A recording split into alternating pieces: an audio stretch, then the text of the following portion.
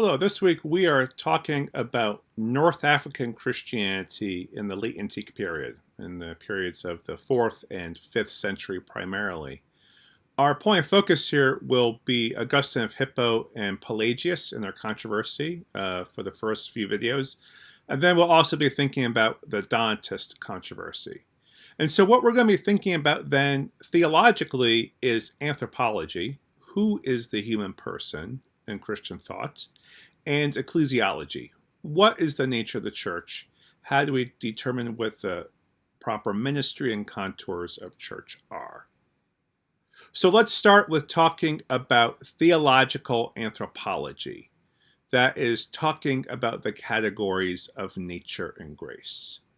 And we're thinking about this through the lens, as I said, of Augustine of Hippo and Pelagius. So let me just lay out who these two figures are for you a little bit. Augustine of Hippo is perhaps the greatest theologian of the Western Catholic tradition. In some ways, if you are a Protestant or a Roman Catholic of any stripe, you are working off of the legacy of Augustine in some kind of conversation and dialogue with him. He wrote a lot. Some of his significant works are on the Trinity, which is about Trinitarian theology, Confessions, which is his personal narrative of conversion to Christianity, The City of God, which is a lengthy reflection on how God works in human history, On Teaching Christianity, which is really much more about how to think about ways of doing Christian theology. He also wrote against opponents like the Manichaeans, the Donatists, we'll mention later, and Pelagius, our focus for today. He was a bishop of the city of Hippo. And so he often is writing commentaries, sermons, and letters that not only deal with doctrinal issues, but also show him really trying to attend to the spiritual needs of a diverse group of Christians in an urban setting in Latin-speaking North Africa. The other figure in this controversy is Pelagius. We know less about him, but I do reference some works in the further reading. I especially commend to you B.R. Rees' Pelagius, a Reluctant Heretic, as one good entry point into this. And Pelagius, as far as we can tell, is a monk from the British Isles. He locates himself, though, in the city of Rome and is writing for an elite upper-level Roman Christian audience. And this appears to be a group of layfolk, men and women, who are ascetic, that is, they want to practice all these disciplines of self-denial in order to further find God. They're also aristocratic. They are rich. And this is a movement of lay Christians that began with a circle around the figure of Jerome, who's another significant Latin theologian of the late 4th century. And Pelagius appears to move into these circles. So this debate is really happening in a Latin Western Roman Empire context. It's happening across the Mediterranean between North Africa and Italy. And this is a debate that many people will be following in this time period. So the debate between Augustine and Pelagius is in this category of theological anthropology. Who is the human person in Christian teaching? Who are human beings in relationship to God? And what is our capacity? Another way of thinking about this is how much of our own inherent abilities and performance in the Christian life, that is striving towards the good and avoiding that which is evil or sinful, how much of that is due to our own inherent human nature, and how much do we ascribe to God's grace? How much do we do on our own, and how much is it God assisting us? This is a perennial debate. And it's a debate that we see crystallized here between Augustine and Pelagius.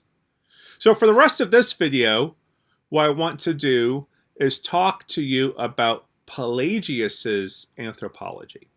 And when we talk about anthropology, we're also talking about soteriology. When we talk about who the human person is in Christian theology, we're also talking about how they are saved. As I note before, in previous weeks, we had discussed Christology. And so in some ways, Christology is also about soteriology. And so I hope you begin to be comfortable thinking about how the different categories of Christian theology intersect and reinforce each other. So let's start with Pelagius's first assumption, that there is an inherent goodness to human nature. Now I have some quotes for you in the lecture notes that are from the letter to Demetrius, which you read in the Coakley and Stirk anthology. This is a letter that Pelagius writes to Demetrius, who is a young woman in this Roman circle of ascetics that I mentioned before, who is taking on a lifelong vow to pursue the ascetic life. And so he writes this to her. First, you ought to measure the good of human nature by reference to its creator. Before actually making man or humanity, God determines to fashion him in his own image and likeness, and shows what kind of creature he intends to make him. So, Pelagius here is taking a line from the creation narrative at the beginning of Genesis, that God makes humans in their own image and likeness. If that is the case, then God is making humans that are fundamentally good in their nature. And what does this mean? Well, if we're going to be in God's image and likeness, that means we also need to have a freedom of will, just as God does. And so if we have a freedom of will, that means we can choose either good or evil. And so Pelagius goes on in his letter to Demetrius.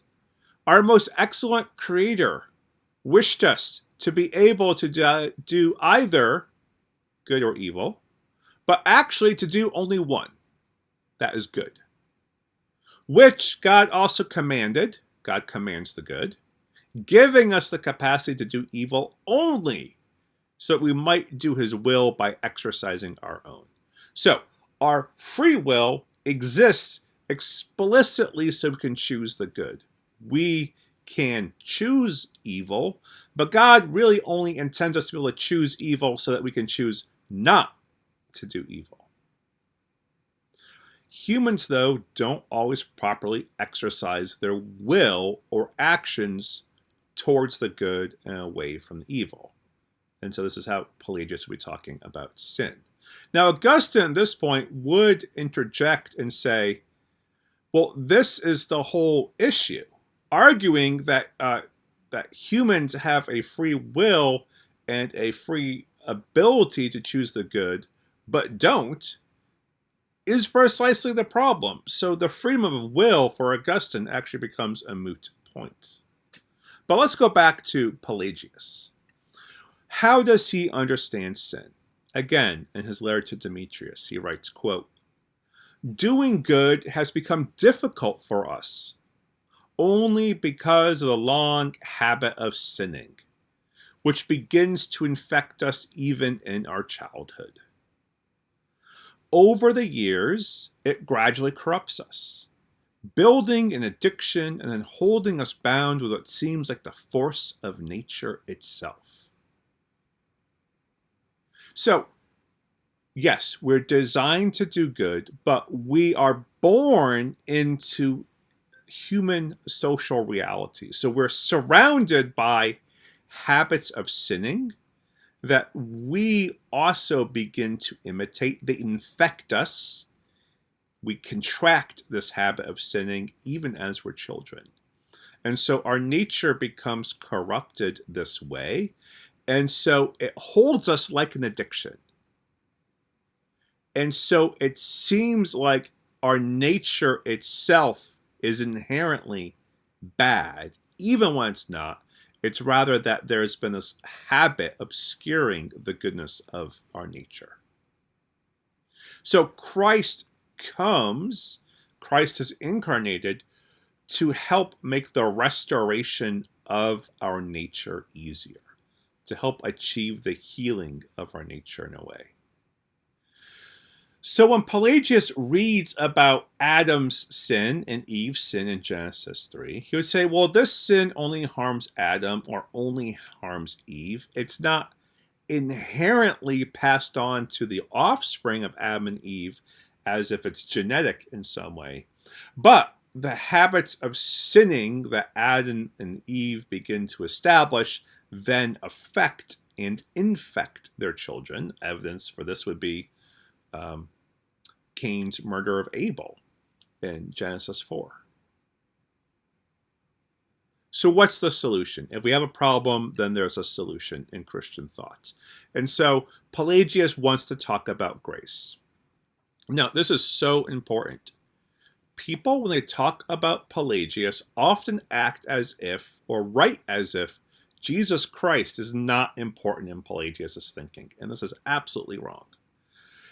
Pelagius says that the grace of God given to us in Christ empowers our nature. So pay attention to another quote I have here from the letter to Demetrius. We have been instructed by the grace of Christ and reborn as better persons. So there we can think about a baptismal process there. Purified and cleansed by his blood, encouraged by his example to pursue perfect righteousness. We ought surely to be better than those who lived before the time of the law, better even than those who lived under his law. Since the apostle says, quoting Romans 6:14, for since you are not under the law, but under grace. So just look at that again, that quote. We're instructed by Christ, receiving grace from Christ, and cleansed. That is, our nature is restored. Grace is restoring our nature, helping us break free of the addictions and habits that shackle us. And so then we're encouraged by his example. That is, our will is redirected and moved more fully towards the good. And pay attention here.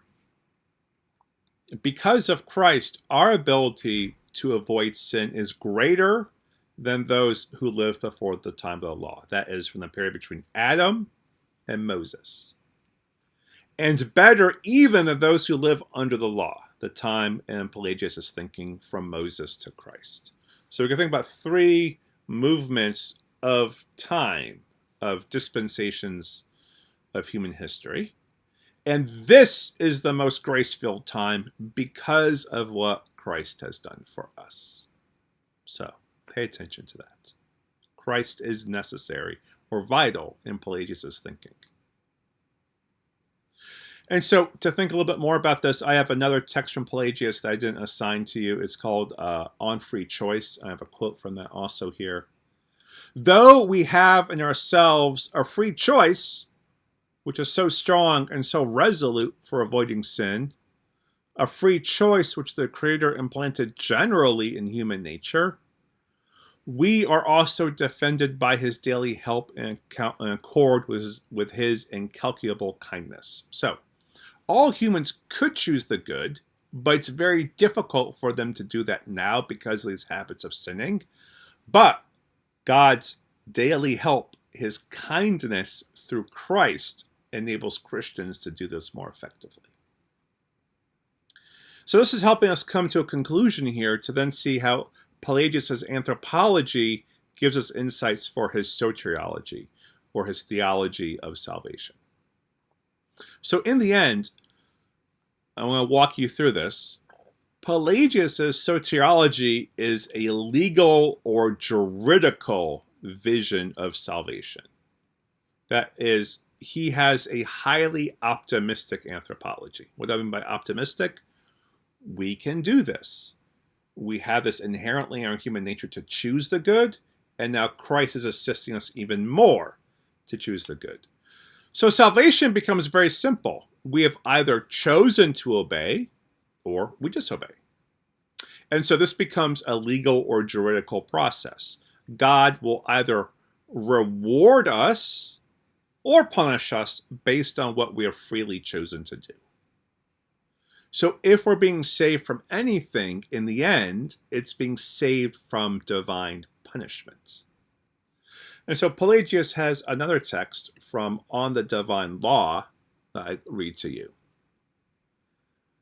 But let not the day of vengeance and retribution find us idle. It remains for Christians to honor with their obedience the God whom they have taken into their hearts, to worship him with works, so that when he arrives, they may not be punished but crowned. So don't be idle. Pursue righteousness daily, for God will come and either reward or punish you. But this takes on an even sharper aspect when we read his treatise on the Christian life. He writes, God does not love the wicked. God does not love sinners. God does not love the unrighteous, the greedy, the cruel, the impious. But the good, the righteous, the pious, the humble, the guiltless, the gentle, God does love. So, if you're a sinner, God ultimately will not love you on the day of judgment. And if you pursued righteousness, you can be confident of your reward. And so we find that salvation then is something outside of us for Pelagius. Salvation is a decision made by God about us. So ironically, Pelagius's optimistic anthropology actually leaves little room for God's grace when it comes to our sin. And so there's a very practical outcome here if we want to look at how this plays out in the life of the church. I know we're always interested in what does this mean for the average person. Let's look at the practice of baptism. Pelagius is not concerned about original sin because he believes all people have an inherent capacity to choose the good. And I'm going to explain original sin more with Augustine. Rather, baptism is for actual sins. And once you're baptized, you essentially need to stop sinning altogether. Because once you fall into sin after baptism, your salvation becomes more tenuous. So this is an overview here of Pelagius. I'd like you, just for yourself, to maybe jot down for yourself an answer to two questions. One is, what do you find helpful about Pelagius' view here in this material? And second, what do you find unhelpful about Pelagius' theology after hearing this material? I hope you find some interesting answers for that. In our next video, we'll be thinking about what anthropology and soteriology look like in Augustine of Hippo.